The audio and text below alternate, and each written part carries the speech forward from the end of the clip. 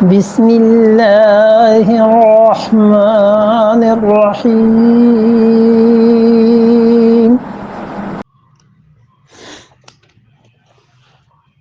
یا ایہا الذین آمنوا اذا تداینتم بدین الی اجل مسمى فاكتبوا فليكتب بينكم كاتب بالعدل ولا يأب كاتب أن يكتب كما علمه الله فليملل الذي عليه الحق وليتق الله ربه ولا يبخس منه شيئا فإن كان الذي عليه الحق صفيحا أو ضعيفا أو لا يستطيع أن يمل فهو فليملل وليه بالعدل واستشهدوا شهيدين من رجالكم فإن لم يكونا رجلين فرجل وامرأتان ممن ترضون من الشهداء أن تضل إحداهما فتذكر إحداهما الأخرى ولا يأبى الشهداء إذا ما دعوا ولا تسعوا أن تكتبوه صغيرا أو كبيرا إلى أجله ذلكم أقسط عند الله وأكمل للشهادة وأدنى ألا ترتابوا إلا أن تكون تجارة حاضرة تريدونها بينكم فليس عليكم جناح ألا تكتبوها وأشهدوا إذا تبايعتم ولا يضار كاتب ولا شهيد وإن تفعلوا فإنه فسوق بكم واتقوا الله ويعلمكم الله والله بكل شيء عليم یا ایھا الذین آمنوا، اب ایمان والوں کے لیے ایک اور حکم کا فرمایا، اذا تداینتم بدین، اور جب تم قرض کا معاملہ کرو، دین کہتے ہیں نا قرض کو، قرض کی 4 قسمیں ہیں، اور اللہ تعالی نے اس آیت کریمہ میں 3 قسموں کا ذکر کیا ہے۔ ایک تو یہ ہے ایک تو بلکہ یہ ہے کہ کوئی آدمی تجارت کرتا ہے، پیسے دیے، چیز لے لی، دست بدست سودا ہو گیا، ہاتھوں ہاتھ ہو گیا، بالکل جائز ہے، اللہ نے اس میں ذکر فرمایا۔ اگلا رکوع۔ اور ایک صورت اس کی یہ ہے کہ دونوں ادھار ہیں، اور دونوں ادھار ہونے کا مطلب یہ ہے کہ اس نے کہا مجھے یہ چیز دے دیں اتنے روپے میں، اس نے کہا میں آپ کو یہ چیز اتنے روپے میں دے دوں گا، اور دونوں اٹھ کے چلے گئے، اور چیز اس نے شام کو گھر پہنچا دی، تو اس نے قرض لیا اور اس نے قیمت کو بھی قرض کر دیا کہ قیمت میں آپ کو 1 مہینے بعد دے دوں گا یا جب بھی دے دوں گا، تو دونوں طرف ہی قرض ہو گیا نا۔ اس نے کہا دے دیں، شام کو پہنچ جائے گی، اس نے کہا پیسے اس کا مہینے بعد مل جائیں گے، یہ ناجائز۔ ایک ہی مجلس میں ہونا چاہیے تھا، یا چیز پہ قبضہ کر لیتا اسی وقت تو بھی جائز تھا۔ تو یا یہ ہے کہ وہ چیز پہ قبضے کے علاوہ پیسے دے دیتا، پہلے دے دیتا، پیشگی جیسے پیسے دے دیتے ہیں، یہ آگے آ رہی ہے کس، لیکن چیز پہ قبضہ بھی نہیں کیا، یہ تو قرض ہو گیا ایسا، اور قرض کے عوض میں قرض ہی ہوا نا، غائب کے مقابلے میں غائب آ گئی، یہ چیز درست نہیں۔ تیسری صورت یہ ہے کہ اس نے رقم کی ادائیگی پہلے کر دی اور یہ کہا کہ پیسے آپ لے لیجئے ابھی، یہ چیز شام کو گھر بھجوا دینا، اگلے مہینے آ کے لے جاؤں گا، 10 دن بعد ضرورت پیش آئے گی تو میں اس کے یہ صورت جائز. 3 صورتیں ہو گئیں. ایک تو ہاتھوں ہاتھ تجارت ہو گئی، اور ایک دونوں چیزیں اس میں چلی گئیں، قرض میں وہ ناجائز ہو گئی. اور تیسری صورت یہ ہے کہ اس نے رقم کی ادائیگی پہلے کر لی اور مال بعد میں وصول کیا، یہ بھی جائز. اور چوتھی صورت یہ ہے کہ اس نے چیز اس وقت قبضے میں لے لی اور کہا اس کی ادائیگی فلاں دن کر دوں گا یا مہینے بعد کر دوں گا، جو بھی وہ بھی جائز. چیک دے دیا کہ یہ چیز ہے، چیز اسی وقت قبضے میں لے لی، یہ اور بھی جواز ہے اس کا، کیونکہ یہ چیک بھی ایک طرح کا پیسے ہی سمجھا جاتا ہے ان ممالک میں جہاں چیکس پہ کاروبار ہوتا ہے. تو 4 قسم کے یہ لین دین ہو گئے. اللہ تعالیٰ نے 3 کا ذکر فرمایا. ارشاد فرمایا یا ایھا الذین آمنوا، اے ایمان والو، اذا تداینتم بدین، جب تم قرض کا معاملہ کرو آپس میں، الی اجل مسمن، اور ایک خاص وقت تک کے لیے، فاکتبوہ، تو اس قرض کو لکھ لیا کرو. یہ جو ہو کی ضمیر لوٹ رہی ہے یہ قرض کی طرف ہے، یعنی اس قرض کو لکھ لیا کرو کہ کتنے عرصے میں یہ قرض کی ادائیگی ہوگی، کتنا لیا ہے، کتنا دیا ہے. اور یہ لکھنا مستحب ہے، ثواب کا کام ہے، واجب نہیں، فرض نہیں. ارشاد فرمایا جب بھی قرض کا معاملہ ہے لکھ لو. وَلْيَكْتُبْ، اور لکھے، بینکم، تمہارے درمیان، کاتب، لکھنے والا، بالعدل، انصاف کے ساتھ لکھے. یہ عدل کی جو شرط لگائی ہے نا، اس سے معلوم ہوتا ہے کہ جو لوگ لکھتے ہیں ان کو دین کا بھی علم ہونا چاہیے. کہیں سود کا ہی مسئلہ لکھنے بیٹھ جائے، کہیں کسی کی طرف جھکاؤ آ جائے، یہ ساری صورتیں آگے منع کی آتی ہیں. اللہ نے فرمایا یکتب، وہ لکھے تمہارے درمیان انصاف کے ساتھ. ولا یابا کاتب، اور لکھنے والے کو، کاتب کو، انکار نہیں کرنا، ان یکتب، جو کچھ، ولا یابا، اور نہ انکار کرے، کاتب، لکھنے والا، ان یکتب، کہ وہ اس تحریر کو لکھے، کما، جیسے کہ، علمہ اللہ، اللہ نے اسے تعلیم دی ہے، اللہ نے اسے سکھایا ہے. پھر اللہ نے سکھایا تو کیا ہوا؟ فلیکتب، اسے چاہیے کہ ویسے لکھے. دیکھا، تعلیم کی، لکھنے کی نسبت اللہ نے اپنی طرف کی ہے کہ میں نے سکھایا. اتنی بڑی چیز ہے یہ تعلیم، یہ لکھنا، پڑھنا، تعلیم کے کاموں میں لگے رہنا، یہ اتنی بڑی چیز ہے، اللہ نے اپنی طرف نسبت فرما دی.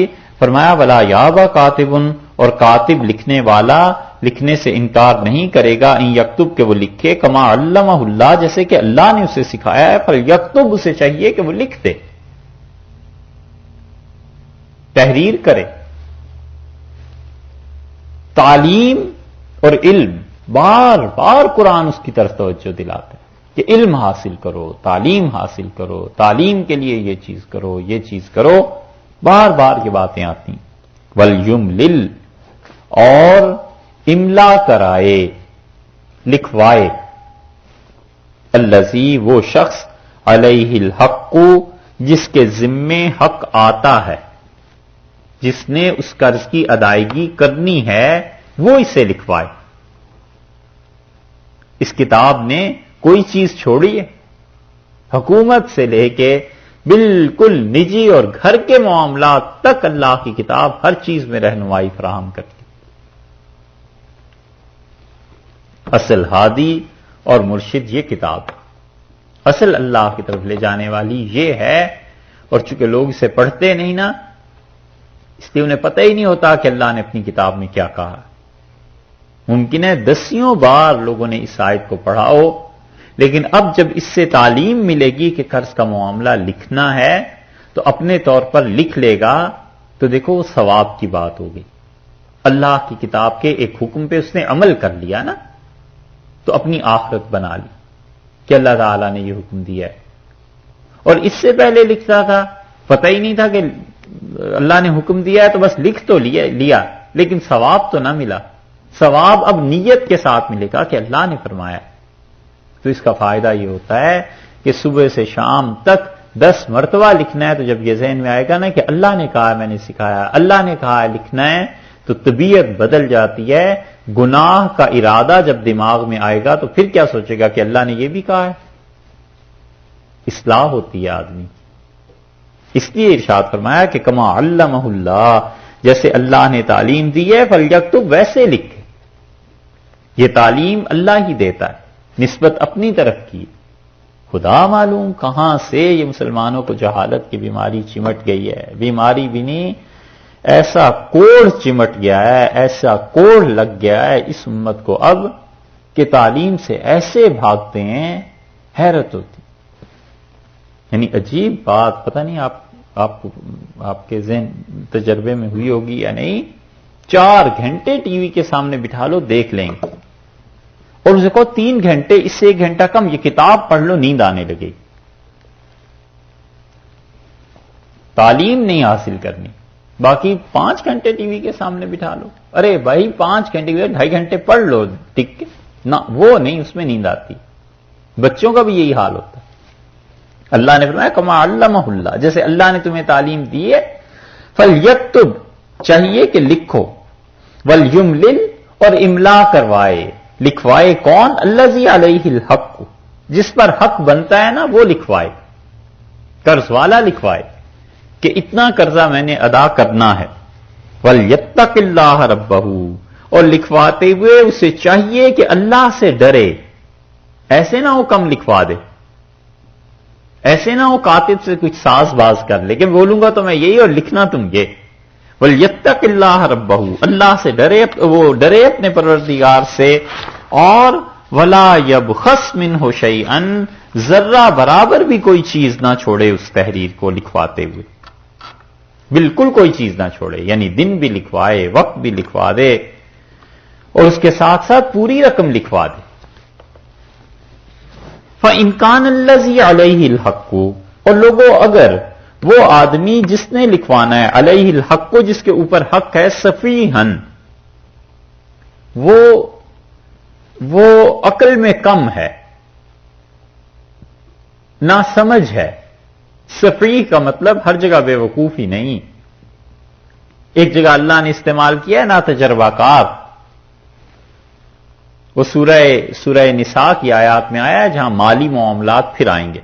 فَإِنْ كَانَ الَّذِي عَلَيْهِ الْحَقُّ سَفِيهًا، سو جس انسان کے ذمے یہ قرض آتا ہے، جس کا حق بنتا ہے لکھوانے کا، جس نے لکھوانا ہے، اگر وہ ہے اس کو عقل اتنی نہیں ہے، عبارت نہیں بول سکتا، نہیں لکھوا سکتا ڈھنگ سے، او ضعیفاً، یا وہ کمزور ہے لکھوانے میں، ایسا معاملہ ہی کبھی پیش نہیں آیا. او لا یستطیع، یا وہ آدمی سرے سے لکھوا ہی نہیں سکتا، گونگا ہے مثلاً، یا ہے تو لیکن وہ زبان نہیں جانتا، انگلش میں لکھنا ہے ایگریمنٹ اور اسے آتی نہیں انگریزی. این یملا، کہ وہ لکھوائے، ہوا وہ، فلیملل، چاہیے کہ وہ پھر اس کی جگہ لکھوائیں، ولیہ، جو اس کا ولی ہے، بالعدل، انصاف کے ساتھ لکھوائے. جو اس کا ولی ہے وہ لکھوائے. ولی کا مطلب یہ کہ اس کے والد لکھوائیں، وہ نہیں ہے بھائی بڑا لکھوائے اس کا، یا جو بھی بھائی ہے وہ اس کو لکھوائے. جو بھی اس کے وارث ہے نا، کہ اگر کسی انسان کو کچھ ہو گیا اس کو، تو اس کی وراثت میں یہ مال کیسے ادائیگی اس کی جائے گی. ارشاد فرمایا کہ لا یستطیع، وہ نہیں لکھوا سکتا، یملا، کہ وہ املا کرائے، ہوا فلیملل ولیہ بالعدل، تو چاہیے کہ لکھوائیں وہ انصاف کے ساتھ جو اس کے ولی ہیں، جو اس کا وارث ہے وہ لکھوائے. واستشہدوا، اور جب تم تحریر لکھو تو اس پہ گواہ بنا لو، شہیدین، 2 گواہوں کو، من رجالکم، تمہارے 2 مرد اس کی گواہی دیں. اس کا مطلب ہے تمہارے مرد تو مسلمان بھی ہوں، اور مرد فرمایا ہے تو اس کا مطلب ہے وہ بالغ بھی ہوں. تو عاقل بھی ہو، بالغ بھی ہو، مسلمان بھی ہو، بنیادی طور پہ یہ ساری شرائط اس میں پائی جائیں، تو بہتر یہ ہے کہ 2 ایسے آدمی اپنے سائن کر دیں، دستخط کر دیں، تاکہ معاہدہ پکا ہو جائے. کچھ بھی ہو سکتا ہے، انتقال ہو جائے، قرض کی رقم نہ پوری ہو سکے، تو پھر کون ذمہ دار ہوگا اس کا؟ پیسہ اتنی اہم چیز ہے، اللہ نے ایک ایک پائی کو تحفظ دیا ہے، کیونکہ پیسہ بہت بڑی چیز ہے اللہ کی راہ میں کام کرنے کے لیے. اس لیے ارشاد فرمایا کہ 2 تمہارے مرد اس پہ گواہ بنے. فَإِلَّمْ يَكُونَا رَجُلَيْنِ، اور اگر دو مرد گواہ نہ ہوں، فَرَجُلٌ، تو ایک مرد، فَرَجُلٌ ایک مرد، وَامْرَأَتَانِ اور دو عورتیں یہ گواہی دے دیں، دو عورتیں اپنے دستخط کر دیں، وہ گواہی دے دیں۔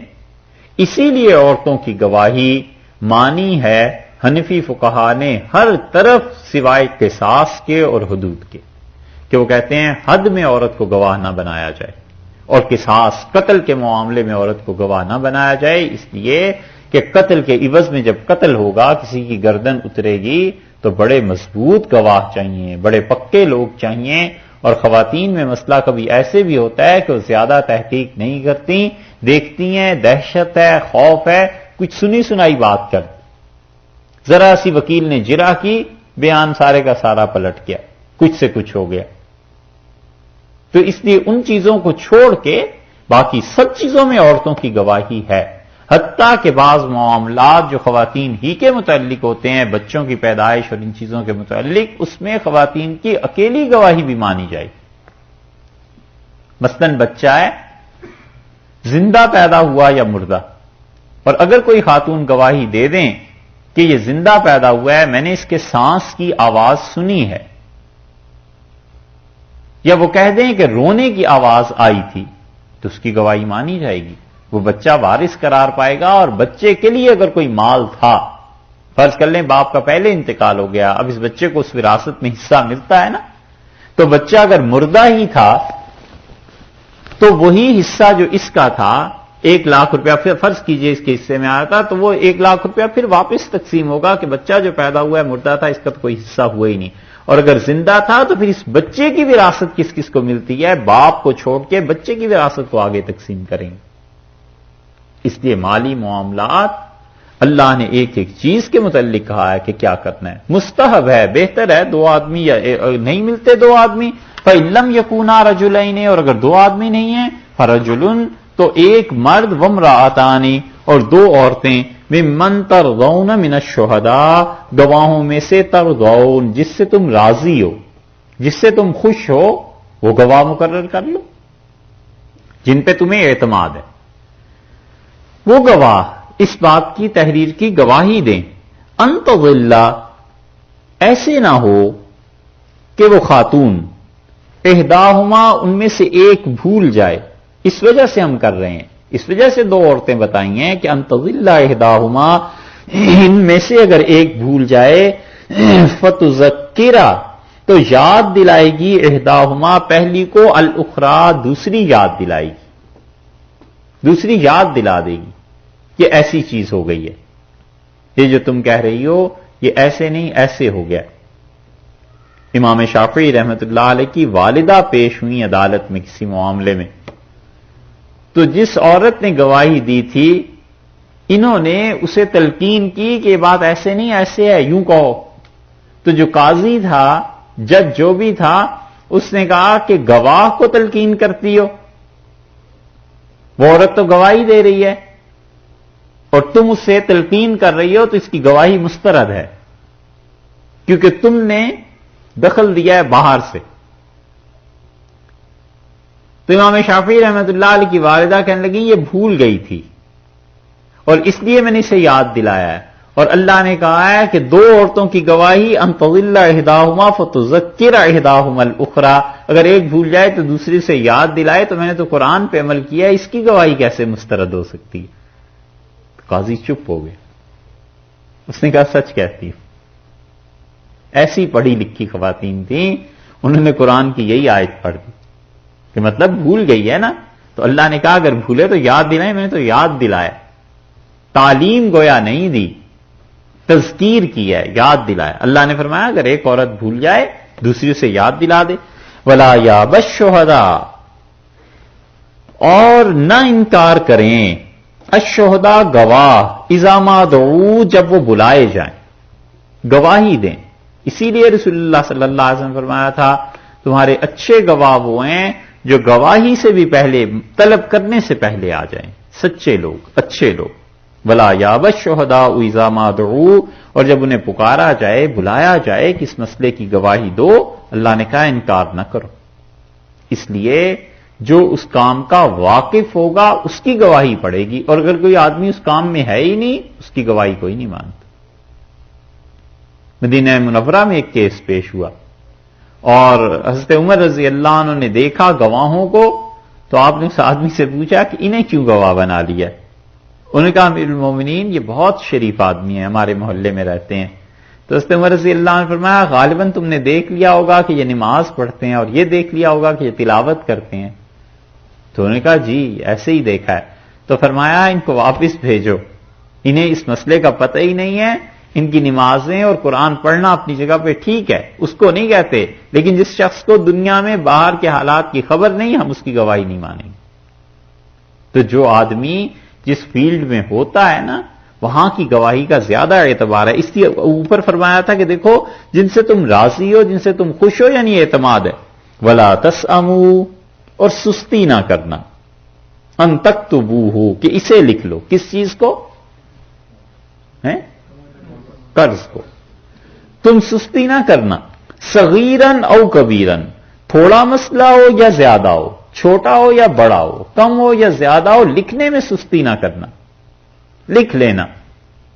الی اجلہ، آخری مدت تک، یعنی طے ہو جاتا ہے نا کہ اتنی مدت کے بعد تمہیں یہ چیز واپس دے دیں گے، تو اللہ نے کہا سستی نہ کرنا، لکھ لینا، یہ کام کرنا۔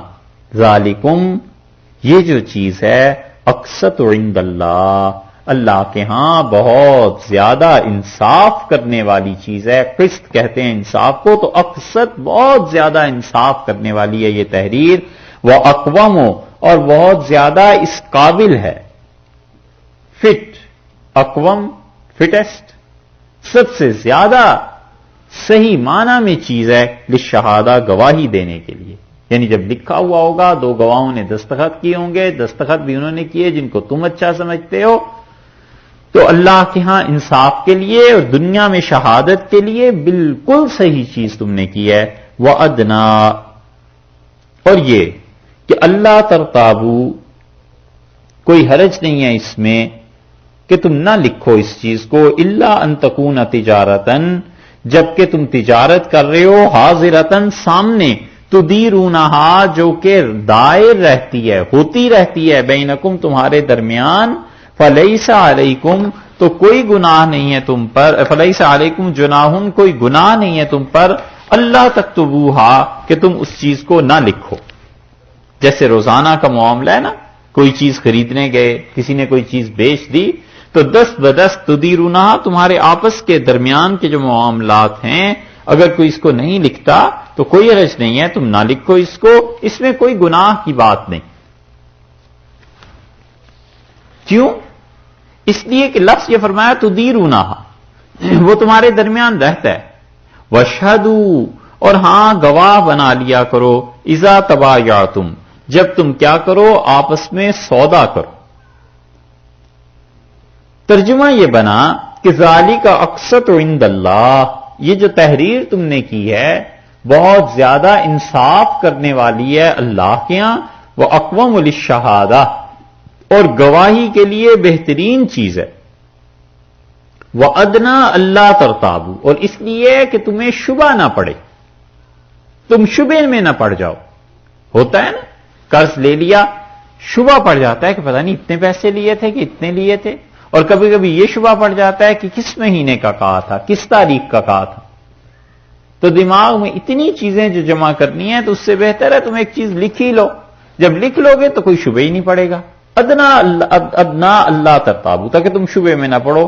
ہاں مگر وہ تجارت جو حاضرتن، سامنے ہے، تدیرونہا بینکم، تمہارے درمیان ہوتی رہتی ہے، فلیس علیکم جناح، کوئی گناہ نہیں ہے تم پہ، اللہ تکتبوہا، کہ تم اسے نہ لکھو، کوئی حرج نہیں۔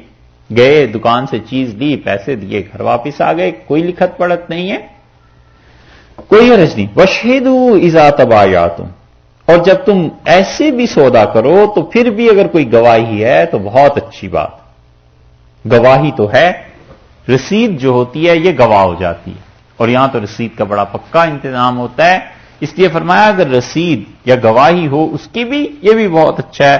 ولا یضار کاتب، دو طرح اس سے پڑھا گیا ہے، ایک تو حضرت عمر رضی اللہ عنہ پڑھتے تھے کہ ولا یضارر کاتب، کہ نہ تکلیف دیں اس کو جس نے قرض لیا ہے، کاتب لکھنے والا، ولا شہید اور گواہ، دونوں اسے نقصان نہ پہنچائیں۔ لکھنے والے نے تو لکھ لیا، بعد میں شہید جو گواہ تھے یہ تینوں مل گئے آپس میں اور ان کا نئی تحریر لکھتے ہیں، اور ہم دونوں گواہی دیں گے، تم لکھنا اتنے پیسے، بعد میں جب پیسے وصول ہو جائیں گے تو بانٹ لیں گے۔ یہ کرتوت ہو سکتا ہے نا؟ اللہ نے فرمایا ولا یضارر کاتب ولا شہید، اور نہ تکلیف دیں کاتب، نہ شہید، نہ گواہ اس کو جس پر حق بنتا تھا، جس نے قرض دینا ہے۔ اور حضرت عمر رضی اللہ عنہ کے علاوہ باقی صحابہ کرام رضی اللہ عنہ اور عام طور پہ جمہور امت مفسرین اسی طرف گئے ہیں کہ ولا یضار کاتب، اور نہ تکلیف دی جائے گی لکھنے والے کو، کاتب کو، ولا شہید، اور نہ گواہوں کو۔ گواہ ان کی بھی عزت ہے، لکھنے والے کی بھی عزت ہے۔ اب یہ نہیں ہے کہ انہیں تکلیف دیتے پھرو، یہ کہو کہ میں نے تو اتنے ہزار لکھوائے تھے، اس نے جھوٹ بولا، اتنا لکھ دیا، یہ گواہوں نے جھوٹی گواہی دے دی ہے۔ تو اللہ نے فرمایا ہے بالکل انہوں نے تو نیکی کی ہے نا تمہارے ساتھ، گواہ نے لکھ دی، گواہوں نے گواہی دے دی، لکھنے والے نے لکھ دیا، یہ اس نے نیکی کی ہے تمہارے ساتھ، اس نیکی کو ضائع کرتے ہو۔ وَإِن تَفْعَلُوا، اور اگر تم اس طرح کرو گے، کاتب کو اور گواہوں کو تکلیف دو گے، فَإِنَّهُ فُسُوقٌ بِكُمْ، یہ تمہاری طرف سے گناہ ہے، تم گناہگار ہو جاؤ۔ اور یہ اس کا گناہگار ہونا کوئی مفتی اور مجتہد نہیں کہہ رہا کہ ہو جائے گا، یہ اللہ کہہ رہے ہیں کہ تم گناہگار ہو جاؤ گے۔ جو فائنل اتھارٹی ہے نا، جس نے فیصلہ کرنا ہے کہ کیا نیکی تھی اور کیا قبولیت اور کیا گناہ ہے، اللہ نے کہا ہے لکھنے والے کو ہرگز تکلیف نہ دینا، اور نہ ہی گواہوں کو، کہ وہ بیچارے تو نیکی سے کام کر رہے ہیں اور تم انہیں تکلیف دے رہے ہو۔ اور اگر وہ دوسری قرات کے مطابق دیکھا جائے تو کاتب اور شہید یہ دونوں تکلیف نہ دیں اس کو جس نے قرض کی ادائیگی کرنی ہے، وَإِن تَفْعَلُوا، اور اگر تم اس کے خلاف کچھ کرو گے ایسے، فَإِنَّهُ فُسُوقٌ بِكُمْ، تو تم گناہگار ہو جاؤ گے، لکھنے والے بھی، گواہ بھی، سب گناہگار تم ہو جاؤ گے، اس سے تکلیف دیتے ہو۔ وَاتَّقُوا اللَّهَ، اور ڈرو اللہ سے، وَيُعَلِّمُكُمُ اللَّهُ، اور اللہ تمہیں تعلیم دیتا ہے۔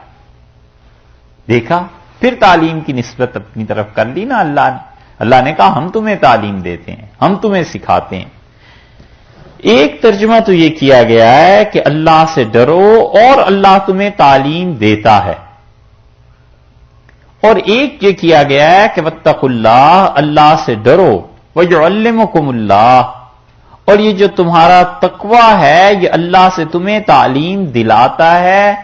تو مطلب یہ ہوا کہ تقوی اصل میں علم کا سورس ہے، علم کو کھینچتا ہے، کہ تم جتنے متقی ہو جاؤ گے تو علم حقیقی جو ہے یہ تقوی کا نتیجہ ہے، تمہیں حقیقتاً علم حاصل ہوتا رہے گا۔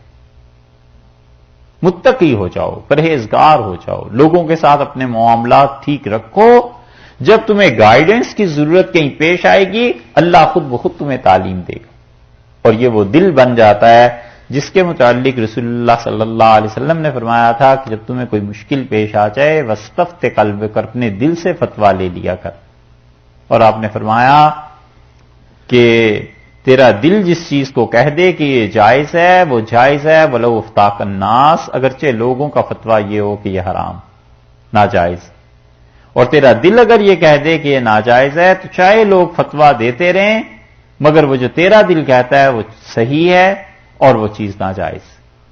یہ اس دل کی بات ہے جس میں تقویٰ ہوتا ہے نا، اللہ کے ساتھ تعلق جڑ جاتا ہے نا، تو طبیعت ایسے ہی بن جاتی ہے جیسے کسی انسان کی طبیعت میں بہت نفاست، پاکیزگی، ستھرائی آ جائے۔ غلطی سے بھی ایسا لقمہ کھا لیا جس میں مکھی تھی تو متلی ہونے لگتی ہے، اسے نہیں سمجھ آتا کیا ہوا ہے آخر، کیا ہو جاتی ہے، متلی ہونے لگتی ہے، اندر قبول نہیں کرتا اس چیز کو۔ تو جب دل متقی ہو جاتا ہے نا پھر وہ ایسا اندر اس کے مفتی بن جاتا ہے کہ وہ خارج کے فتوے کو اگر اصل حقیقت کے خلاف آ جائے دل قبول نہیں کرتا، دل کہتا ہے فتویٰ مفتی نے لکھا ہے، ان کے سامنے حالات ہی ایسے رکھے گئے ہوں گے، مسئلے ہی ایسے پوچھا گیا ہوگا، اپنا دل جو نہیں مانتا تو اس کا مطلب یہ ہے کہ کوئی گڑبڑ ہے۔ یہ ہے واتقوا اللہ ویعلمکم اللہ، ڈرو اللہ سے، اللہ تمہیں تعلیم دیتا ہے۔ اور ایک یہ بھی ترجمہ کہ دیکھو اللہ سے ڈرو اور اللہ تمہیں تعلیم دیتا ہے ان تمام چیزوں کی جو پیچھے گزر گئیں۔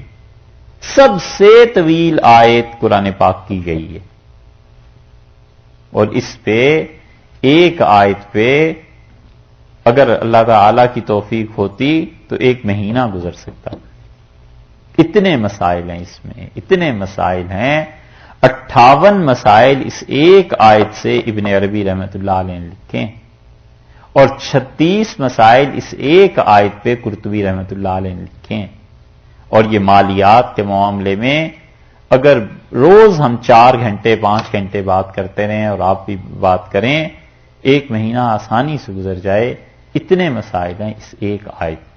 اللہ نے کہا وَيُعَلِّمُكُمُ اللَّهُ، اور اللہ تمہیں تعلیم دیتا ہے۔ سب سے طویل آیت یہی ہے، وَاللَّهُ بِكُلِّ شَيْءٍ عَلِيمٌ، اور اللہ تعالیٰ ہر چیز سے علم والا ہے۔